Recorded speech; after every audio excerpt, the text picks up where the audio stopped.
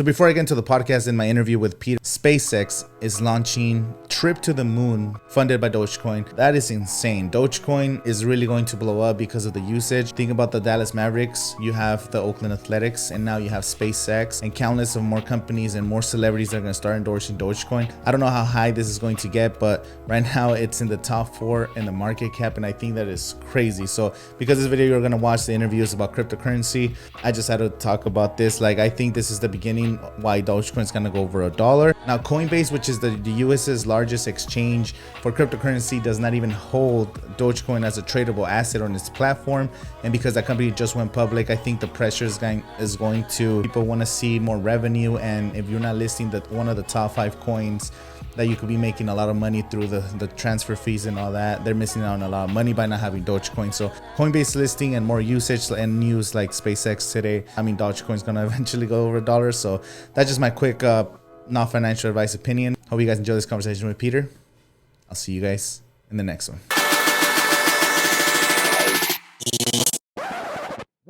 Basically, the price of Bitcoin kind of dictates the rest of the market. Do you ever do any technical analysis, or do you just hodl? Or I do some technical analysis, but I also hodl as well. So I've got a portion of my portfolio that I just don't really care what the price is. I'm just going to hold it for many years. Bull market like this, I've got bags that I bought long ago, and as the price goes up, I'm just averaging out every single day. When we have a dip like this, I always have some stable coins on hand to invest a little bit more. And that's the way I like to play it. So just balanced all the time. When it goes up, you start cashing out. Always have some money for the dips. And that's how I roll, but not financial advice. No, of course, no financial advice.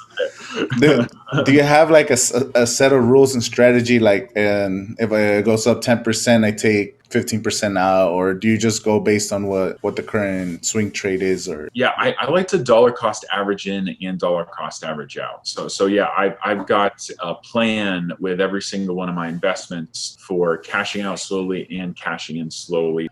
Because if you can do that, if you write it down, if you create a schedule for yourself, you can take a lot of the emotion out of it. And the emotion is what's going to get you, because emotionally you want to buy it when it's high and you want to sell it when it's low, and that's obviously the opposite of what you really want to do. My first time I ever bought anything with crypto was in 2018.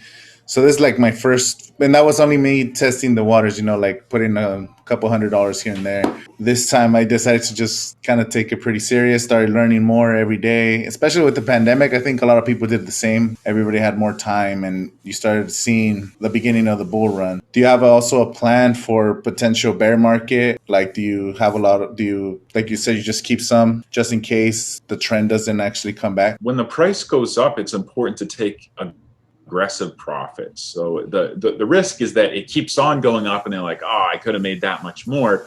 But that's why you kind of have the plan to average out slowly. And the idea is, by the time it does turn into a bear market, which nobody knows when it's going to be, you have a bunch of stable coins, and you can either start investing back in as it goes down, or you can just simply stake it or lend it and start earning in DeFi protocols.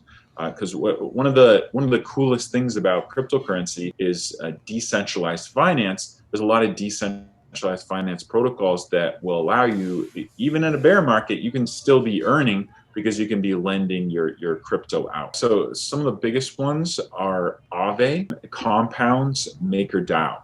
Those are like the 3 biggest ones, the ones that have been around a long time. I'm the creator of Wise Token as well. We have lending too, and so I also lend out on the Wise Token platform. Tell us a little bit about the Wise Token. What is it? Just an explanation of what it is. Yeah, sure. It's a cryptocurrency that is backed by assets.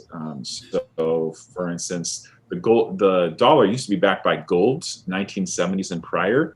And so we took that idea and we backed up the Wise tokens with actual assets. So Ethereum, BNB, and every Wise token has a price floor in that, so that if you're holding Wise, it's like holding Ethereum, except you can do more with it.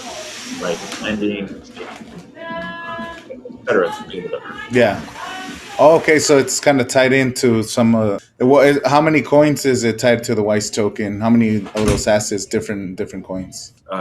We have over 50,000 ether that is backing up the market cap of Wise. So that's like 150 million dollars, and that money is locked on a decentralized exchange called Uniswap. The money is there, and it can't be removed, but it can be traded. So it's just backing up the entire market. Or what's like the primary use case for Wise? It's a base currency for the ecosystem. So its primary use case is as a store of value, just like you would hold cryptocurrency, because as a store of value like golds, and you're anticipating the price going up. But owning Wise is like owning a piece of the ecosystem, because the system itself is making profits from people lending, buying, and there's profits that the system is making. Well, people that lend their Wise are earning a piece of those profits. So it's like, owning a piece of Bank of America, where all the transactions, you would get a piece. That's not possible for the average person, but in decentralized finance, you could purchase some Wise tokens, and then you're owning a piece of the profits from the entire ecosystem. Wow, that's pretty smart that you guys went that route, because it's not just like speculation or other crypto projects that don't have anything behind them, like Dogecoin or Right. those meme coins. What's your opinion about Dogecoin and the meme coins? Do you think that's healthy for the market, or is overall kind of negative for the market? I think it's healthy because it brings more people into cryptocurrency in the first place. And so I think more users figuring out how cryptocurrency works and purchasing cryptocurrency is good, because they'll eventually figure out, other cryptocurrencies to invest in. Personally, like I don't think Dogecoin is negative. It doesn't do anything. It's just a meme coin. But like, crypto projects are mostly about the community, and there's a great community around Dogecoin. Like, as outrageous as it is, like, people like it. Like they like being outrageous. They like the dog picture. They like memes, and so that's perfectly fine. It just, to me, it's not a serious investment, which is kind of crazy to say now, because it went up 6,000% just off of speculation and hype. But it's not one of my serious investments. Yeah, it's got like 50. I don't know. I haven't checked, but it was like 50 billion market cap recently. And for being just a meme, like, this is like, wow, this is crazy. Like, I never expected any of that to happen.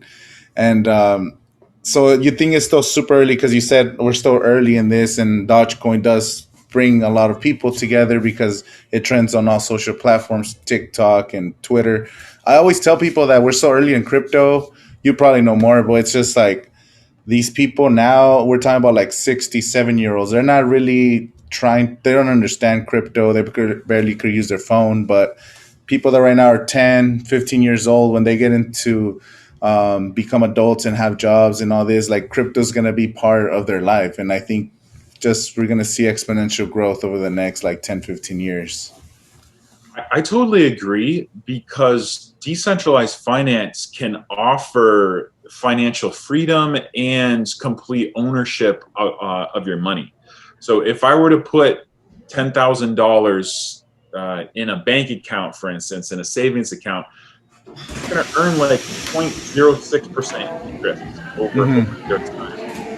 I can easily earn 20% interest safely in decentralized finance, even just in a stable coin. So not so some people don't realize that, you don't, if there's volatility with cryptocurrency. Well, yeah, that's true. But if you don't want that volatility, you can just purchase stable coins like USDC, USDT, Tether, and you can lend those out too on decentralized protocols and earn 20% interest. So there's so much better deals in decentralized finance than there is with like regular banking, and it helps everybody that learns about it because it's just simply better than what you have available at your local bank. Yeah, it's better to having your money in your house or money in the bank. Like I tried telling people, and it's hard to convince them.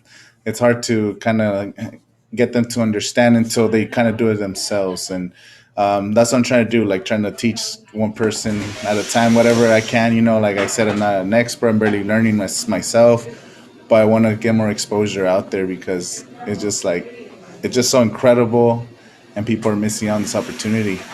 Yeah, it's a valuable skill to learn. Absolutely. How long have you been in cryptocurrency? Because you created the Wise token, but like when was the first time you ever heard about Yeah, Bitcoin or I've cryptocurrency? actually not been around for that long. I learned about cryptocurrency, blockchain, Bitcoin in 2016. So Bitcoin, the white paper, that was 2009. So I am, compared to some people, I'm a very late comer to the game, but still, if you really care about something, like you're going to learn about it. And so me discovering Bitcoin for the first time, I was like, wow, this is insane technology, because the technology behind it is blockchain technology, which is a way to take out the whole trusting third parties. And also the idea of protocols that don't cost any overhead money to run. So if you think about, like, what does Bank of America have to pay for their brick and mortar buildings, for their employees, for their executives that they got to pay, shareholder dividends? That's a lot of overhead cost. Yet you can put financial systems on blockchain, upload them to, let's say, the Ethereum network, and boom, $0 overhead cost. It just costs transaction fees every time you want to make a transaction. So that's a revolutionary technology, and I really dedicated myself for 4 years to learn as much as I could, because I knew this was a game changer, man. Were you already into tech when you found out about that, or did you? Is that when you kind of were you already have a job, or were I you was already? so I'm a military guy, and this was so discovering cryptocurrency. This was just a few years after I came back from a deployment in Afghanistan, and so Okay. I'm National Guard, so I needed to, like, part-time National Guard is not going to pay the bills. So I actually became a real estate entrepreneur, and then in my free time, I was building a YouTube channel, doing like online gaming and stuff like that. And that was actually really helpful, because there's like an economy and an ecosystem to a lot of games, and that really helps you understand how economies of money works as well. So it was easy for me to transition over and to see like what it takes to be a good project, and that really helped as well. And also my branch in the military is intelligence. So I'm an intelligence officer in the Army, and that really helped me with the critical thinking skills and the whole analytics of it. So that was my background. I was actually looking for investments when I discovered cryptocurrency, and so I was first an investor. And then after 4 years of not really finding what I was looking for as an investment, I decided to create it myself, and that's when I created Whitestone. That's that's so cool. That's a big journey for you, and like I said, it just takes a little bit. I did the same thing. It came as an investment, and one thing you did mention right there was gaming, and I think that's gonna be a huge part of cryptocurrency because I know there's a few that are. I know there's probably thousands that are trying to do that, but for sure, like Engine and Decentraland and Farm. Is it Farmland? What is it? Farm or Yeah, Farmville or something. No, Farmville. Super Farm? Yeah, Super Farm. That's the Super one. Farm, yeah. Yeah, Yeah. I've been doing some research about that because I believe that the world of gaming, they take advantage of all these companies. Just take advantage of gamers. You earn all these rewards and these special tokens by putting in so many hours and so much time, and then when you end with that game, they do an update, and everything you did is worth nothing. You can't sell stuff back. and if there's a way to connect video games where you're earning playing an entire 6 months, because they come out with new games like every, I don't know when the updates are, but if you're able to transfer some of your work or sell it back to the community and then get some actual physical money, that'd be awesome. Yeah, I totally agree. I actually was one of the early investors in Engine just because I knew that blockchain was going to revolutionize gaming too. It still really hasn't yet. Like there's some cool projects, but it really hasn't like revolutionized how we do video games. But I like the team with Engine. And I invested, and then 1 month later, boom! All of a sudden, Samsung integrated them in their wallet. That was like that was Yeah, really cool.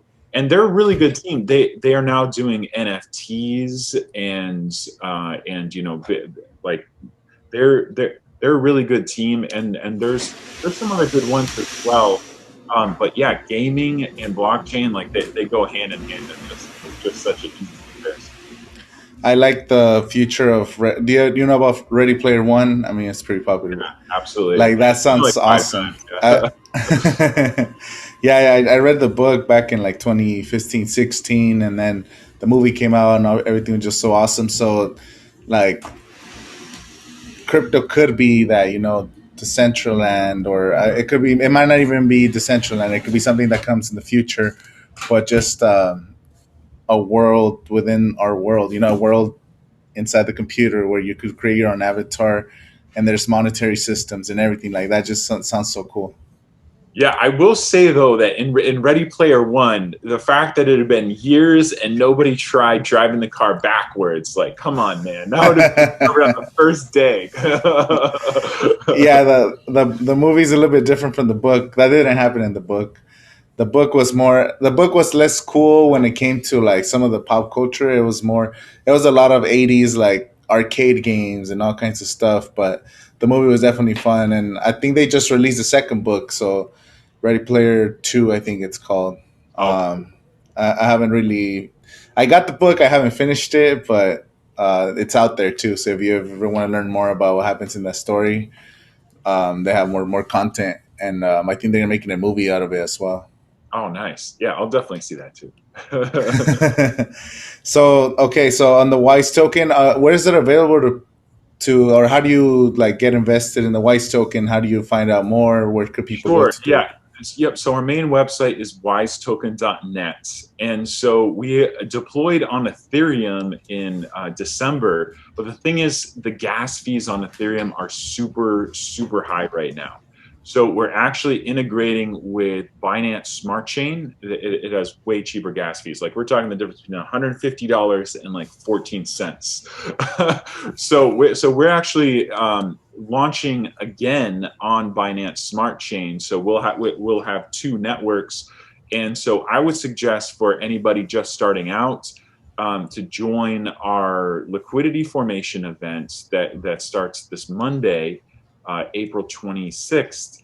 And we are raising basically a big pot of liquidity. 100% of that money goes to backing the token in the market, and then from there you'll be able to stake it, lend it out, start earning interest, start making that passive income. And so to get to our reservation site, it's wisetoken.net/BSC for Binance Smart Chain. Is there a limit? Because I know some other for liquidity, there's a limit of how much you need to like invest or how much you need to do for liquidation to get Yeah, started. yeah, so there our minimum is super small. It's like $1 or $1 BNB, and there's no maximum. We do have a hard cap of 200,000 BNB, but that's like $160 million. So there's pretty much no maximum for anybody wanted to purchase in. And then of course once it's trading, you just buy it off PancakeSwap, the decentralized exchange. Pancake swap, and so eventually does that, because I'm like I said, I'm just learning. So from there, how do you get listed into some of bigger exchanges and all that? Well, that's on our roadmap, but that's actually not necessary. The cool thing about decentralized finance is that you can transact without having to, do KYC and make a profile and send your money to a centralized exchange. You can simply use PancakeSwap, Uniswap, the decentralized exchange to do everything you need. And like I just use a MetaMask wallets, and then from there I do all my all my decentralized finance stuff. If I want to cash out, I could always like send the Ethereum or BNB to my Coinbase account or some other centralized exchange to get it back into my bank account if I wanted to. But mostly, I'm just trying to get more crypto and invest more into crypto, so I stay completely decentralized. Because there's so many centralized exchanges that have been hacked. Like KuCoin just got hacked a few months ago for $150 million. It happens all the time. So the cool thing about decentralized finance is you can own your own like private The keys, keys, yeah. and then you don't ever have to worry about that type of stuff. Like as long as you keep your private keys safe, you're never having to go to bed at night and be like, man, I really hope that exchange doesn't get hacked. No, I've heard of some stories. Even Coinbase got hacked in the past, and that's like the biggest exchange, at least in the U.S.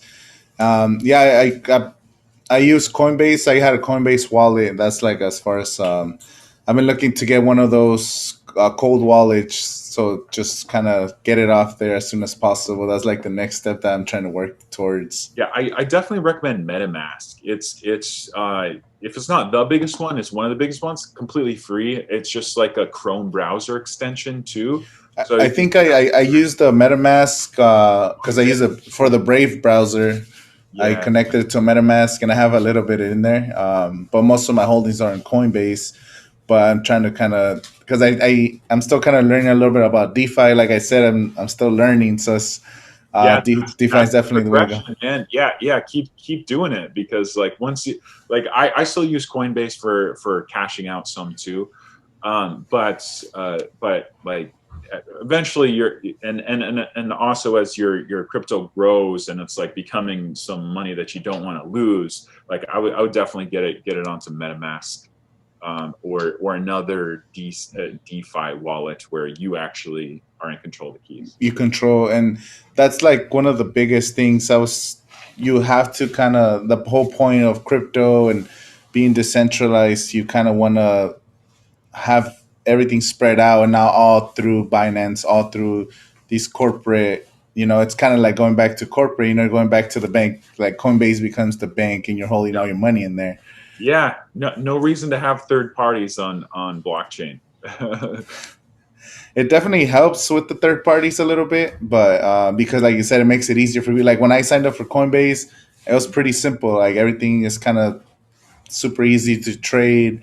It kind of shows you. It doesn't have that many options. I know there's thousands of coins that come out every day, and it's hard to keep up. And Coinbase only gets once they already once it makes it to Coinbase, like you already missed the big run. Like for the most part. Yeah, yeah, absolutely. So that's the one drawback of decentralized finance, is that you don't have that customer support, fraud protection, or oh, I forgot my password. Can you send me an email verification? Like you don't have any of that stuff. You gotta take the responsibility, but it's worth it because you know beyond a shadow of doubt that nobody's going to be able to take your money, and that's a really good feeling. I think it's worth the responsibility of just taking the precautions and making sure that your seed phrase is in a safe place. What are like your top three coins that you think are long term for someone that's like, okay, I want to get into cryptocurrency, but I'm kind of scared. But three coins that I know are gonna just be there 10 years from now. If you have top three coins, Sure. Yeah. Well, I mean, definitely Bitcoin and Ethereum. They are not only the top two by market cap, but they've been around for a long time, and they're going to be here for a long time too. There's a lot of Ethereum competitors, but they're still so far away from what Ethereum has already achieved that that Ethereum's still going to be here for years to come, if not still the king of smart contracts. It's still going to be a massive player. So those two stand out way far ahead of the rest. If I had to pick a third one, it would probably be either one of the other up and coming blockchains, like for instance Cardano, Polkadot, for instance, or one of the really good services like Chainlink has Oracle services, which is plugging in information into blockchain, so the blockchain knows certain things that it can't know without that human interaction plugging in the Oracle. So, for instance, like blockchain doesn't necessarily know what the price of Bitcoin is. The Ethereum blockchain doesn't know what the price of Bitcoin is. It's a different blockchain. So it would need like an Oracle, like Chainlink, to be able to tell. Kind of make them talk to each other, you know? Yeah, exactly. So, yep, probably one of those, but definitely for the top two, Ethereum and Bitcoin. Yeah, I have most of my investment through Ethereum and Bitcoin, and I have about 20% trying to speculation, some stocks, Yeah. I mean some coins. Like I do have some Cardano, I have some Chainlink as well, and I have a little bit of what's it called, Matic Polygon. Oh, sure. Yeah. That's a good one. That's actually a layer 2 solution for Ethereum. So Mhm. it actually is kind of augmenting what Ethereum can do. Super cheap gas fees. Yeah, it's done really well already, and it's got a great roadmap ahead of it too. I had somebody on the podcast recently talking about Tezos, and they were just explaining to me all the things that Tezos does. It's also something I definitely started looking more into because I had seen it before, but I never really paid attention to it. Do you know a little bit about Tezos? Yeah, it's been around for a while. They're doing some interesting things with NFTs. Personally, I'm more interested in other blockchains right now, but there's nothing wrong with Tezos. It's a decent blockchain. Okay, and NFTs right now, the YouTubers and celebrities and everybody's dropping NFTs, and you've seen some prices skyrocket. Do you think this is like, are we in a like big bubble, or do you think that there's still room to grow? Because I know NFTs long term are going to be there. Like that's just the way, like you said, you take the way the third party if you're an artist and you can just create digital art and get paid.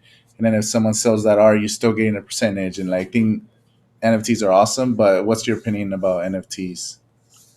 Yeah, so I don't think it's a bubble and like it'll pop and go back down to nothing. Like CryptoKitties. CryptoKitties was a bubble. That was like the first NFT. They were just kind of like unique cards of cats and stuff, and they were rare and non-fungible. And so that they kind of had like a phase, and then they left. But what's happening with the NFTs now is something different, which is that artists are putting their real valuable art and also music into NFTs. So that's something more than just like a cool picture of a cat. Like it's like, sure, it's actually giving a lot of artists an audience where they didn't have an audience before.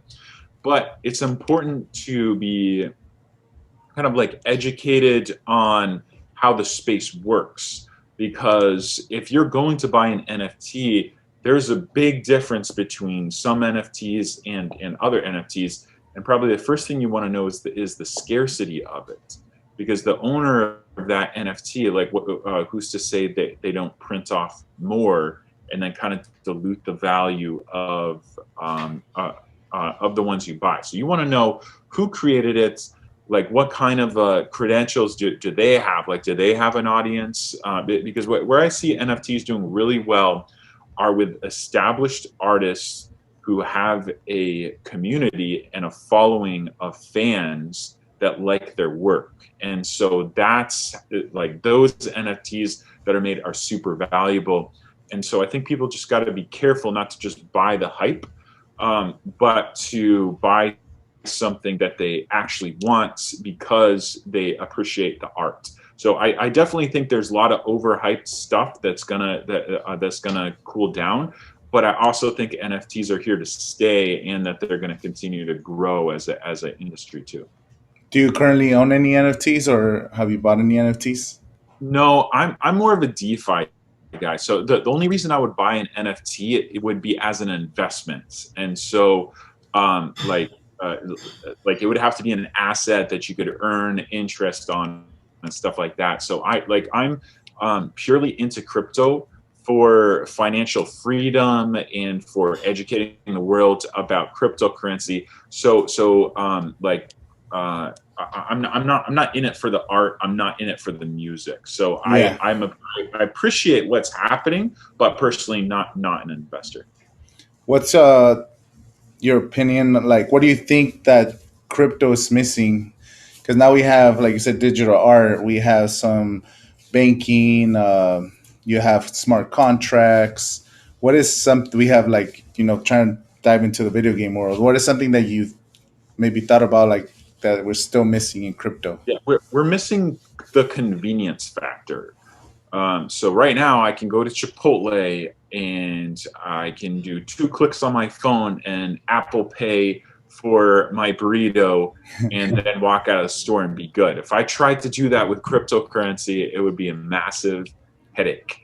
So so I think we're missing convenience and easy onboarding platforms, because right now to get involved in cryptocurrency, like you said, you're in your Coinbase wallet right now. You messed around with MetaMask a little bit. You're learning stuff, but there's people that are not even as curious as you, and not even willing to spend the time that you have to learn how to use this stuff, because there's steps involved and there isn't it isn't all fluid yet. So because it's such a new technology, and because we're still kind of transitioning into the crypto phase, that it's not convenient for a lot of people yet. So we're missing the convenience, and there's an opportunity for people to take the cool stuff that's in DeFi and make the transitions and the usability of it super smooth. Yeah, that's very true, because I think for as far as Bitcoin and other cryptocurrencies, I feel like you just want to hodl, but you do want to be able to spend, because if you're just putting all your money in here or you're earning interest, like, how can you spend some of this money? How can you use it to buy everyday goods or necessities? Or, like you said, financial freedom, yeah, but you still kind of need some fiat currency, because it's so hard to pay with crypto. It's just too much, and not places won't accept it. And I think in the future is going to be way easier, but we're waiting, I guess, like you said, waiting for the right project to kind of make that happen, or projects. Yeah, I think a lot of people are starting to do it. I mean, we just had Visa. They're going to be transacting on Ethereum, and you're going to be able to use Ethereum with Visa. So that's pretty cool. And we got PayPal that now has cryptocurrency, and I think Venmo too. Venmo. Yeah, so it's starting to happen, and we'll get there. I think it's just a matter of time. Yeah, that's true. I forgot. I kind of forgot about that. More, I guess they're seeing that they're missing like, there's still a lot of people that are skeptical, especially big money, to come into this space, which is good that they still haven't really adopted, because I know a lot of companies have been buying and the prices have gone up for Bitcoin and crypto in general. But I think there's something, I don't know if it's like romantic, about everybody being part of the blockchain without having a few big whales controlling the whole market. And I think once we get to that point, then it's almost like we said, it goes back to only the top few players are now involved in and making and driving the price down or manipulating the market. Yeah, I totally agree. Um, there's Our traditional money markets are manipulated. Like, they're even like, we know who's manipulating them. It's the Federal Reserve. So and they get to pull the strings. But one of the things about cryptocurrencies like Bitcoin, Ethereum, there's nobody pulling the strings, and you know those protocols can't be changed, and that's a really good thing to know, that they can't devalue your money just because they decide to print 30% more US dollars in the last year. One thing I saw, it was on YouTube, that we don't know how much money there is out there in the world. Like, we don't know how many $100 bills there are. We don't know, like, crypto. You know, every transaction is back since 2009. As far as Bitcoin, that everything's been on the blockchain, every transaction, and that just feels so cool. I feel like that's the way things should be. Everything should be transparent. We should be able to know, and then we just trust the fiat system. Like 90% of the people don't even realize that we don't know how much money there's out there. We don't know how much money they're printing. It's just all numbers, and that's all statistics. Like Elon Musk wanting to find a gold asteroid and crash it into Earth. Like one of the guys that's been driving the Doge price up all spring. Doge, the official currency of Mars, once he gets there. Could happen. I wouldn't put it past him.